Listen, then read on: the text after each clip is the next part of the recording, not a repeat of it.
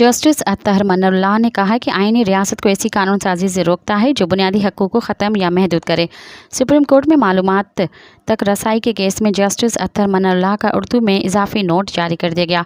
Note के मतन के मुताबिक दुरुस्त है आर्टिकल 19A के बुनियादी हक़ का इस्तेमाल मुनासिब पाबंदियों के ताबे है। मुनासिब पाबंदियों के इस्तेलाह मगर पार्लिमान को आईनी हक़ का दायरा महदूद करने का इख्तियार नहीं देती। जस्टिस अत्तहर मनरुल्लाह ने लिखा कि आर्टिकल 8 रियासत को ऐसी कानून साजी से रोकता है जो बुनियादी हक़ों को ख़त्म या महदूद करे।